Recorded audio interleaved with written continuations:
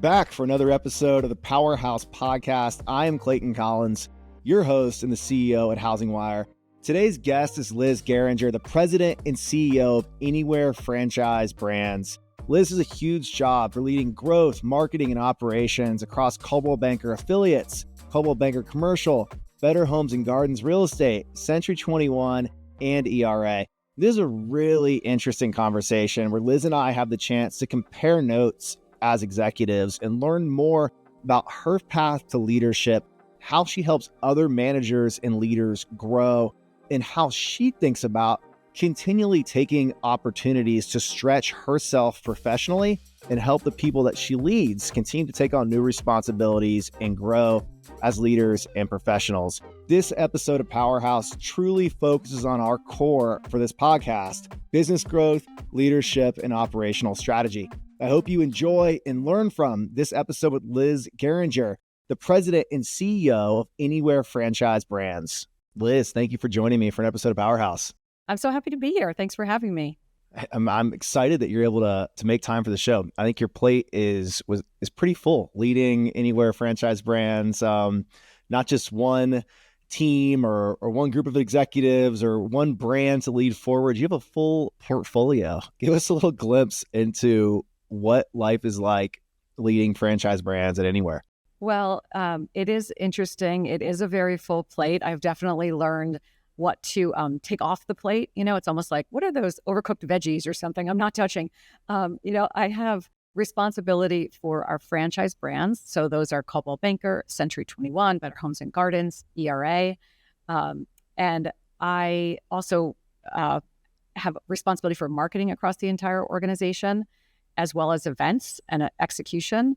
So it's a busy bit of work, but I think it's really important to challenge yourself just when you're getting comfortable in a role. And our company is very good at that, is very good at finding the next, mountain to climb for us, so to speak. So I'm getting my arms around it.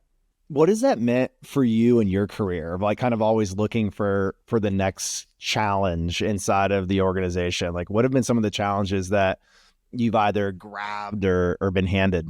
So I worked here as a lawyer for a long time. And I actually started my career in the automotive business. I worked for Ford Motor Company. So I started with a sort of consumer-facing role, so to speak. I was very focused on cars, something that I loved, and like delivery of something that consumers really related to, something I had grown up loving. And I was in sales and marketing. I went to law school, and that's something I had always intended to do, but I had been drawn to the work I was doing. So I became really fascinated with small businesses, the way they were powered by franchises. So the way car dealers became big, powerful companies through the Ford Motor Company organization. And I saw that opportunity in real estate. So while I first got into litigation, I sort of had my eye on getting back to some of those roots. And I've been able to do that here. So while I was a lawyer for the company, I was still working on this model of delivery in real estate, much of which happens through franchises. So small businesses who are really out there running the brokerages, and how our company, this company, helps power them to do that, with tools and planning and brand especially. So I was able to find my way through law and back again to the things that attracted me into the real business of real estate. And you asked how I did it. I asked to take on more responsibility. Once I got comfortable with something, I asked if I could take it from another angle. And the company, especially our CEO, Ryan Schneider, was incredible about talking about what that really could look like. Like, what skills do you have? What did you do that you loved? Where do you think you could add value? How do you think you could help the business grow? And we talked through those things. And that took me over into the business side. So it's really come full circle, but I've definitely been involved in the asking and seeking new responsibility. Yeah, that's the asking and seeking, I think, is so critical. And every organization responds differently in terms of like, do they empower people to reach before they're ready and like kind of take on a challenge that they haven't like faced before? There's a higher probability of failure. In other organizations that often like kind of wait until someone's like fully prepared, which as a employee or executive might often feel too late. How would you describe like how Ryan at the time and like the organization today, like pushes people to reach for something they're not quite ready for, or think that, a completely new responsibility versus something where there's a higher probability of success?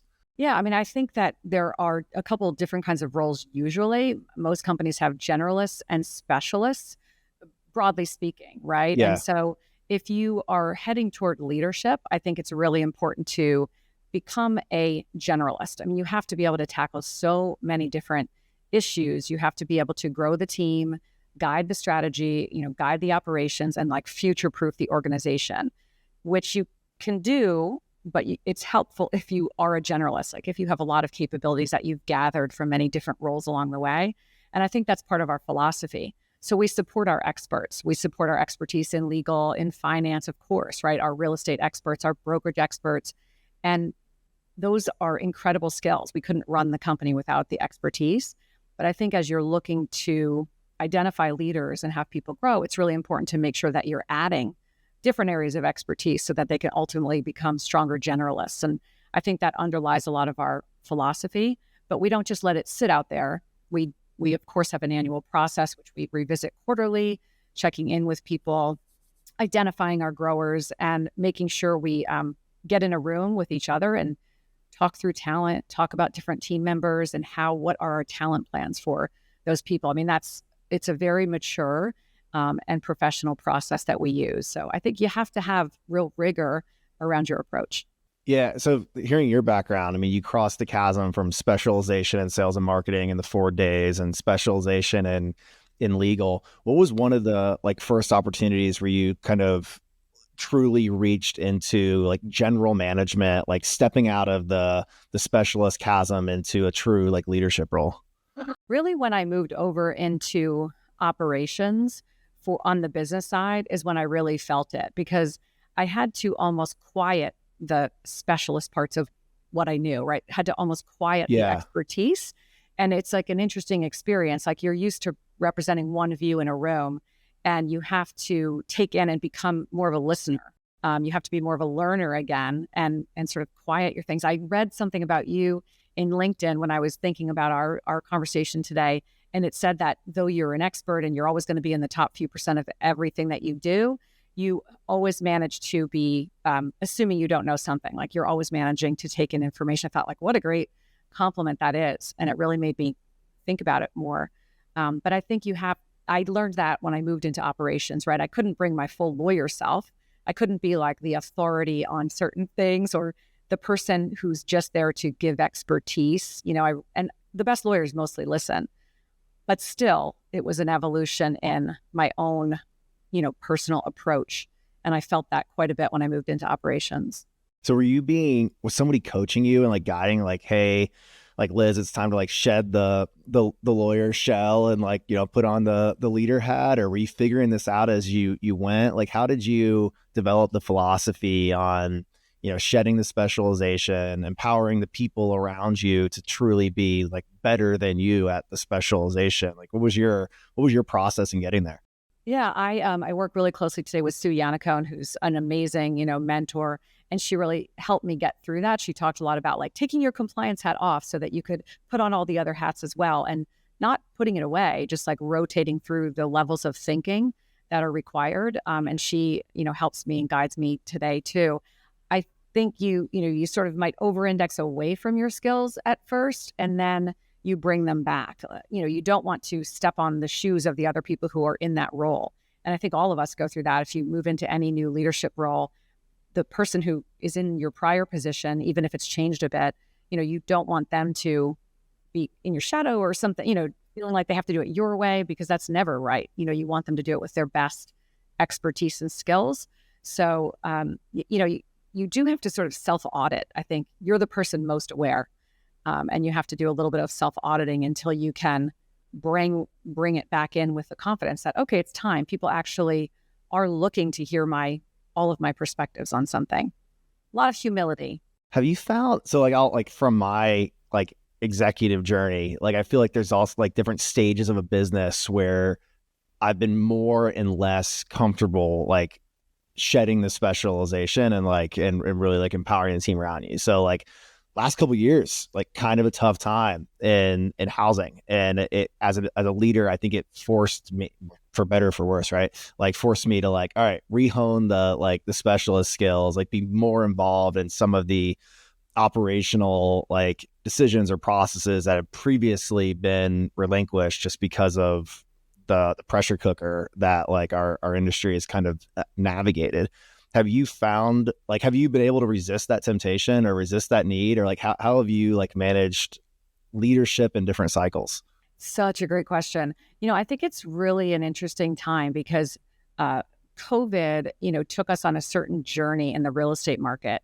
And at first we was very stressful, for so many reasons, not just health, but business practices, right? And so much adjusting that had to happen. And we all had predicted so much gloom and doom. And then it turned out to be such an active market. So many people relocating, so much migration all throughout the country. And it turned out to be such a positive time in the business, but almost so positive that it took down the level of rigor, right? Like people weren't training, people didn't have to, transactions were happening so quickly.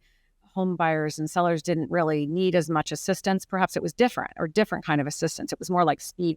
If you kept that level of rigor up, you probably left opportunity on the table. It was like you had to, like, something had to give.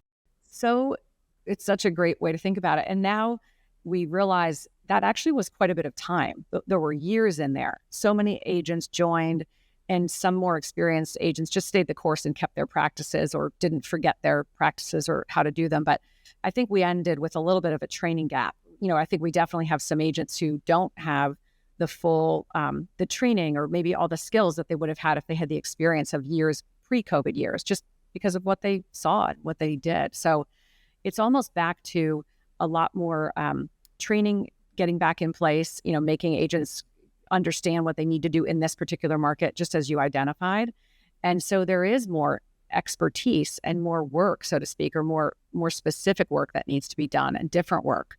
So that's sort of where we're pulling everybody's attention back to today's market: training, coaching, and masterminding so that agents can show their experience to others. Agents love to share their experience. So like letting there be teaching within the network is really important.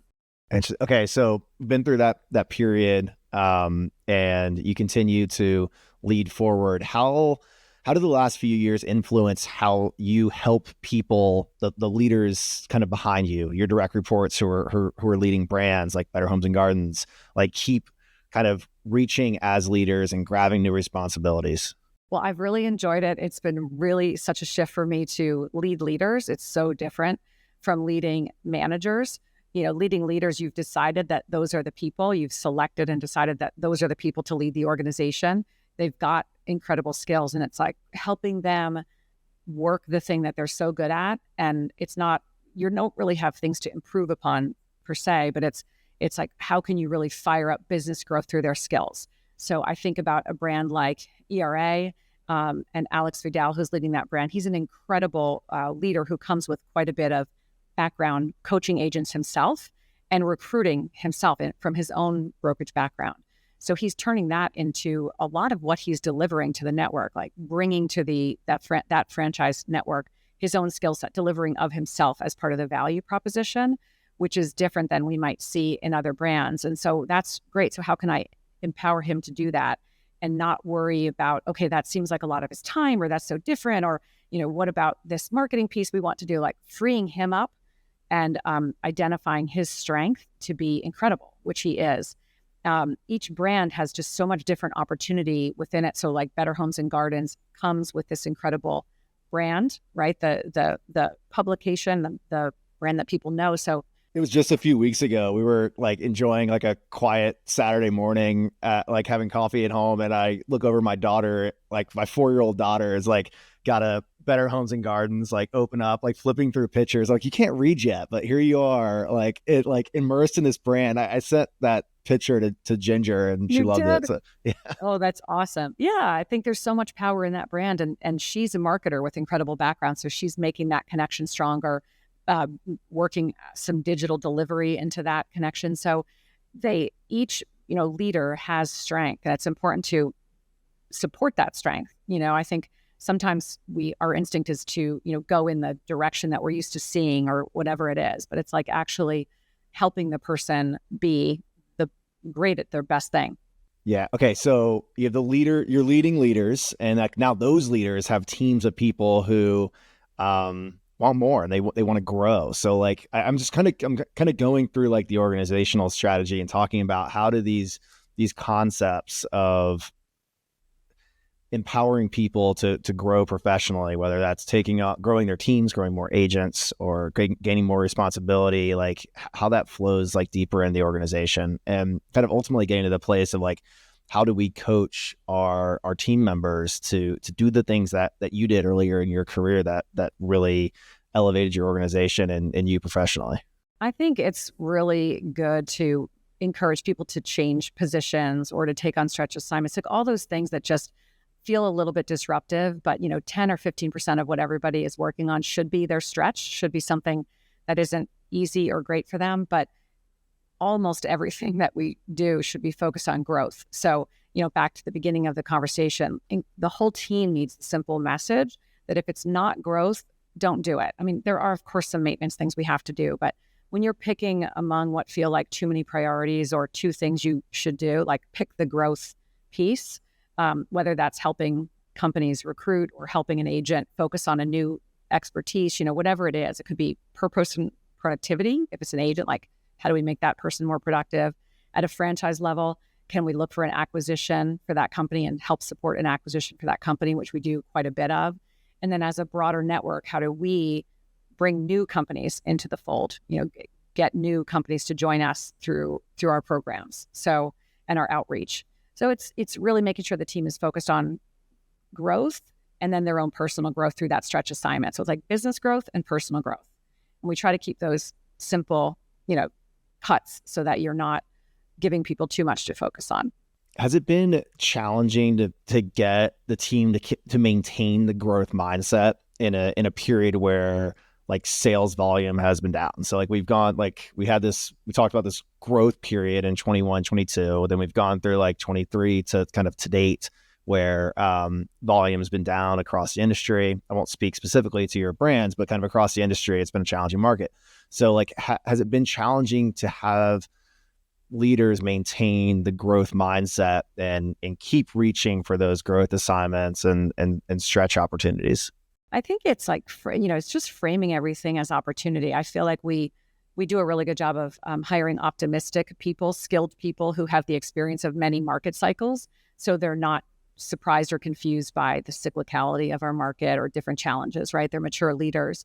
But I think framing everything as an opportunity is just really important. So you could read headlines and think it's a terrible time, or you can sit and reflect for a second that the level of relationships we have with our customers right now actually feel a lot like they did during COVID. So, for example, at Anywhere, our family of companies, we feel like we're in such a great position. And I hear that from our customers in that they're very happy about the work we're doing in Washington. They're happy about the legal leadership that we have been able to provide for them. We're doing advocacy work through our agents in DC. Like those are leadership positions. So when we reflect, actually, while our brokerages and our agents may be having to change up the way they're working or the volume may be down, it's an opportunity to have strong relationships because we're doing the right things for them. But they also have an opportunity to look even at how we run our own brokerage, for example. So we have a tremendous amount of cost discipline. We're known for that in our company. That is in part designed to inspire them to have the cost discipline, whether they're companies or agents. Where are you spending? How, are you paying attention to the things that are auto renewing, all those things you bought? Are you looking at your footprint? Do you need the exact office footprint that you have today? So we work to inspire our customers, our franchisees and agents through our own business practices. So those are all opportunities. And I think it's like a little bit of that mindset. You don't want to be like running in a full sprint all the time. This is a little bit of training time where we can step back and look at our operational excellence. Let's go deeper on operational excellence. So like, what are some of the areas where you see some of your best agents or best franchise partners focusing right now to prepare themselves and their businesses for growth? They're the top agents, and they've been good at this, but they're doubling down on it. I mean, it's obviously sphere, right? It's being in touch with your sphere with a level of expertise, for lack of a better word, and we've said it quite a bit. But customers, today's home buyers and sellers, are far more educated. So they're not looking for things they already know. They're looking for the information that you have that they don't have, like a deep understanding of the local market, a deep understanding of the particular inventory that's at issue in the community they'd like to be in. Which homes are moving or about to move. I mean, nobody can beat an agent's local expertise. They're looking at investment ideas and looking for purchases for investment purposes. So there's just a whole higher level of information that customers are interested in. And so agents are increasing their level of expertise. So they're increasing their contacts and making sure they're in touch with like good, compelling information with their customers. That's really what's happening right now. And they're trying to make sure, just like in every other business, that the interaction between a home buyer or seller and an agent is that exciting, interesting experience, right? Like you want that everywhere you go now. You want everything you do to be a great experience. And I think this business grew up trying to have a quiet agent experience. Like you've seen all those funny videos about, how agents are like running around like crazy behind the scenes, but then they appear completely calm for the customer and like not letting the customer know they did anything. And it's much more about expression now of the work that you're doing, right? It's like much more giving the experience and letting the customer know. It's like the analogy of a duck, like calm on top of the water, but like feet like paddling really quickly underneath the water. But that analogy doesn't demonstrate value, which is one of the things that we keep hearing as a priority as we come out of this March 15th D-Day from last month. So like, let's tie together demonstrating value. I've heard you on social and other podcasts talk a lot about brand trust. So can you tie together like kind of the brand trust kind of at the anywhere level, and then how that flows into the brands and agents when it comes to demonstrating value? I feel like there's a correlation there. Yes. So I think real estate, generally has always been about the consumer, right? It's always been about making sure the home buyer or seller is best served and is finding, particularly on the buy side, the community that they're looking for, finding home that they're looking for. And when you talk to agents in the business, they are 100% focused on the person, right? On actually serving that customer. So a lot of the conversations that happen get away from that today, right? In the news or everything that, is getting discussed. But there is this genuine seeking of community. It's a very personal transaction. So home buyers and sellers want to work with somebody they can trust, who they can let into their personal needs and into their family, or the people that they intend to live with and around, and work together closely. So working with a trusted agent has always been at the center of this transaction. And people want to work with a real estate brand that they know and recognize, that has a good reputation. So an agent with a great reputation, a brand with a great reputation. And we've got that in spades here at the company, right? We have all of these well-known and trusted brands. And those include Corcoran and Sotheby's as well. We have a large family of companies here. People have an automatic reaction to our brands, right? The consumers have an automatic reaction when you see our signs on a lawn, when you see our advertising, when you see an agent affiliated with one of our brands. It's like that's meaningful to the person because we've been around for a long time. We've been providing advice, and we have a great reputation, which has almost become automatic. We have to keep earning it every day. Our agents do that, but it's really important. For me, trust has always been important because I studied business. I studied business management and organizational management. And, I spent all of my college years thinking about how important it was to find and create a place where people wanted to work and people felt connected. And I think that you're more time with your coworkers than your family often. And how could we develop culture? So that's really why I started my career thinking about it as such an importance. And to me, trust, professionalism, that's where you want to work. It's who you want to do business with. It's how you want your work day to go.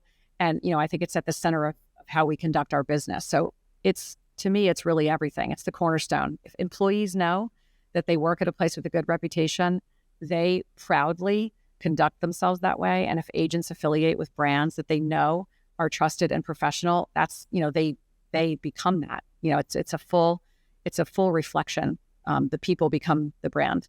How do you think of like the value and impact of having multiple brands on brand trust? And I'll like tie like the parallel to us. So like at HousingWire, through acquisition, we've brought together HousingWire, Real Trends, Reverse Mortgage Daily, Altos Research, and part of the business still runs as separate like market facing brands for specific users, but like we're investing a lot to like kind of bring everything around HousingWire and have HousingWire kind of be the orbital center as a market facing brand, but also a employer brand. And we did spend some time in a more of like a house of brands strategy, and just that was really challenging for us. Like how do you think of the value of being Coldwell Banker and Better Homes and Gardens and Century 21 and Corcoran, and why multiple versus putting everything behind like a single parent brand? And do you think of that differently from a consumer and employee perspective? Yeah, I think it's a really great question. I think we have a family of brands that all have unique identifiers within the brands and a little bit different positioning with consumers. So they have a little bit of a different draw, and there are different market aspects too. So for example, Corcoran and Sotheby's have a primarily luxury focus, while Coldwell Banker, Century 21, Better Homes and Gardens, and ERA, they do more of a full cycle of consumer, right? From maybe a first home purchase all the way up through to include luxury. So could be considered more of a mass market, right? Like something for all aspects of the home buying cycle. But the differentiation of the brands can allow for different focus in different areas of the country, for example. And we are a certain number of leaders with a certain amount of capacity. So we can focus on consumers to make sure we're hitting and attracting consumers that, from all aspects. So I think we have a consistency, though, that trust and professionalism is a consistency across the brand. That can attract agents, but also, as you said, employees.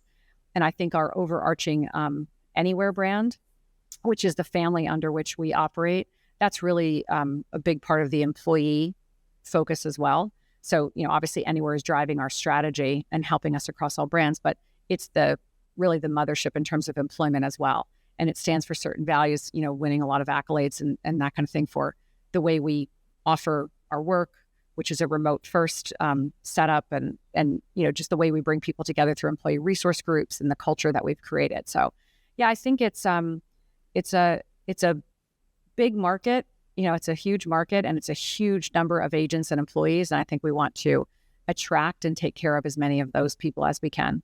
So you have like the corporate employees who associate with Anywhere. Like how about the agents? Like, do they is there first and foremost like allegiance to the brand they're affiliated with, like ERA versus like the parent entity, and like what type of interaction do they have with Anywhere as an agent?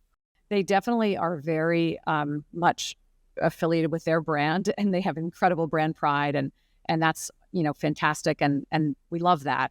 And yet, in a moment like we're in today, when we're working on issues in Washington or legal issues, and we're looking at this NAR settlement, and we're making sure that we have them set up appropriately, right? So we went out, we were the first to make sure we had a settlement in this case, take care of them, get them from being distracted to being able to do what they do, which is deliver their services. In those moments, I think Anywhere definitely resonates with them in a different way. So they know that they're affiliated and they have these protections and the brightest minds and all that, working for them both at Anywhere and within their brand. But there's a ton of brand pride because the brands are run by distinct leadership teams with distinct marketing plans and approaches. And yes, they definitely associate that way. There's some room for masterminding, and sometimes we get people together across brands. Like we'll showcase top agents and let them hear from each other with idea sharing, that type of thing. And that's been really popular. I think people love their brand, but they also love top performance, right? So their agents are salespeople. This whole entire organization is about sales. Like it is a high performing place. So anytime you can showcase approach with people or let them see other top competitors, they absolutely love that.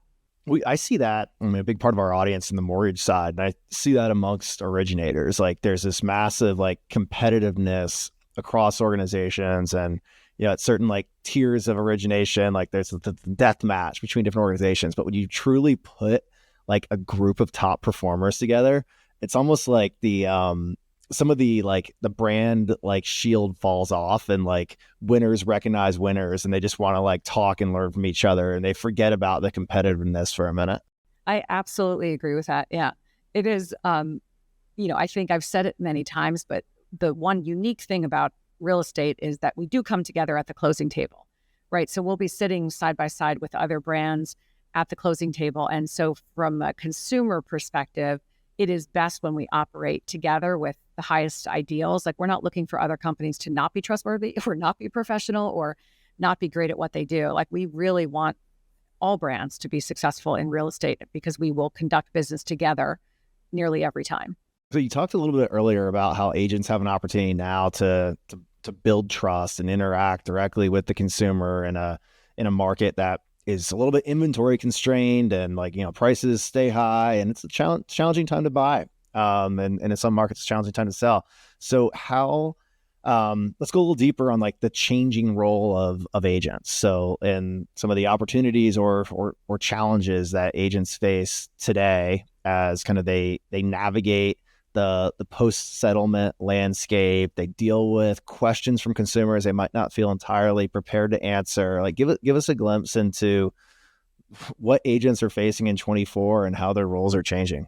Yeah, I think they may be facing more questions just about how do commissions work. I think it's interesting that for us, we do these transactions all the time, but for home buyers and sellers, they're rarely in them. Right. So they get in and they don't really remember from maybe when they bought a house 10 years ago, like, how does the whole thing work? Like, I think agents have to come with that understanding, but they do, like, that part is not new to them, that the customer isn't doing this transaction frequently. So, what's new is that there's so much outside discussion. So they have to take the time and explain what the benefits could be if you're on the sales side, how we are attracting buyers. If you're on the buy side, what you may be expected to pay and what that's going to look like. And a lot of this is still evolving, right? Like, you and I might have a more detailed conversation perhaps in a few months or, several months as we start to see some practices get built out a little bit more. But, I think you have to be able to talk through buyer agency agreements. I think you have to be able to talk just through commission questions generally with confidence and talk about what the selling agent is doing and what the buying agent is doing. And then more specifically for that client, what's it going to look like?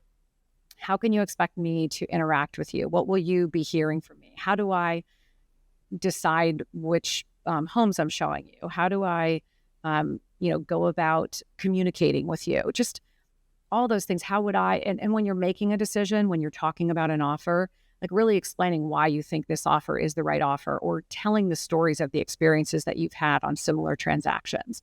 I mean, there's just so much to add. And, I think it's there. The agents know it. It's just like they haven't had to have as much of a conversation. They're just going to have to take their time and explain and don't feel defensive about it. I mean, we know we're in this business for the sake of the home buyer and seller. Like, this is why we got into the business. We love housing. We love community building. We love what we do. I don't think we should be, worried. I think we should approach it with the candor of, this is why I get in and this is how I operate. It takes a certain type of communication skill and leadership style to communicate with confidence a message that isn't entirely like defined, or there's still some uncertainty. And I think that's where like the best professionals know how to communicate that something isn't completely black and white defined, like where there's like an area of uncertainty or gray area, whether that's how competitive a market is, what pricing looks like, or what commissions look like, but still do it with confidence and clarity and consistency that I think come bring it all back to brand trust, like helps develop like trust and rapport between any client and advisor or agent and home seller buyer type scenario. I agree. It's I was talking to Jason Waugh yesterday, who's the president of Coldwell Banker, the franchise business, and he was talking about, you're getting requests for information that actually wouldn't be helpful at all. Like some of what people want to know, like really small details on a certain case, and there are many cases going on. It's like, what would that actually help that broker or that agent with today? I mean, I think people are feeling overwhelmed and recognize they maybe need to be students, but it's like they actually are already experts in the thing, in the service and what they provide and how they conduct their business. So, they may not need to become legal experts in like what motion is happening in a certain case or something like that. But there's this feeling of like, I need to know everything. And it's like guiding people back to what they really do need to know. So it's like the things some of what people feel uncertain about is not actually necessarily the thing that they need today to serve a customer. How do you get that message across to agents? So and as the leader of the organization, like how do you focus on the things that matter and not get like sucked into granular details of a specific case, especially given your unique ability to do that, given that you do have a legal background, you probably understand this a little bit better than the average leader in our industry. I think we're doing it through just a lot of communication, and change management is obviously the most important skill, probably of any leader, especially today, right? Change is happening so fast. Every couple of years, there's some dramatic shift going on. It seems, although maybe leaders have always felt this way, that there's some dramatic shift every couple of years. But it's housing, right? The housing. Right? We're in it for life, but it might change every 3 to 4 years. Yes, it's giving us, some strain. I think it's really just, bringing the really solid, genuine, thinking back to the agents into their own strengths, like reminding them of that. We're doing it through a lot of typical change management mechanisms, right? We have town halls, we have FAQs, we have written community. I mean, people receive information differently. So you have to do some written things. You have to do some FAQs. Some people like to hear things as a form of a question. And we're not trying to go too fast or too far, right? I mean, I think if you begin every communication with the understanding that we all have an obligation in this industry to put the consumer first, to make sure that we're giving them fair representation with full disclosure and transparency, if reminding people of the basics. And that's what I did in ethics, right? I made sure we were considered an ethical company so I could remind people of that and we could conduct ourselves that way. And it's like a little bit of a pretty simple thing through this, which is consumer first and transparency. That's the through line. It's like when you're working on annual goals with the team, you say like growth is the through line, right? Like, look at you trying to do a lot of stuff, but what are the growth pieces? So I really do believe that the transparency and trust, building that for the consumer, like we know how to do, is the through line to help the agents have the right mindset. I love the message on like communicating in different channels. It's definitely something we've learned as a media company, and I'll share like to the housing audience, like what we've learned at HousingWire is we'd love that if every single professional read HousingWire.com and subscribed to our newsletters, listened to our podcast, and came to the gathering, which is coming up right around the corner on April 21st. But we have segments of the audience who consume information differently. And you have some people who are inbox centric and like they're going to read every newsletter and click through the articles. Other people who listen to Sarah Wheeler's Housing Wire daily podcast when they jog or walk in the morning. Some people who come to the gathering and are loyal to the like Housing Wire community through that annual event. And everyone consumes a little bit differently. And we have to assume that our team members and employees and clients and home buyers and sellers are really similar. Some of them are getting all their information through podcasts. And I've been kind of critical of like some of the podcasts that have been out there talking about real estate today. So like, let's assume that some of our consumers are getting bad information through podcasts. So like, let's focus on giving them the right information through this one. Sorry, a little bit of a little rant there. No, I agree with all of that. I think podcasts are fascinating. I mean, I have 3 children who are in their 20s, 19 and 20s. And, they're like podcast only. I feel like consumers of information is such a great approach. Social is really huge with agents. I definitely feel like that's a great way to reach and communicate with agents. They get a lot of information there, but it's a little bit of all of it. You can't pick one, but I think simplicity of those communications is really important. Yeah, the evolving landscape of leadership, communicating through all channels. Liz, thank you so much for joining me today. It's so cool to learn about what you are doing at Anywhere, but also the challenges and opportunities and the growth story in your career as a leader. I learned a ton from you today. Hope the audience did as well. Likewise, I loved this conversation. You're the powerhouse. This was great. No, the show, the name of the show, Powerhouse, is about you, the guest. So don't put this on me. Liz, thank you. We'll do it again. I look forward to seeing you in person sometime soon. We'll see you in person soon. Have a great day.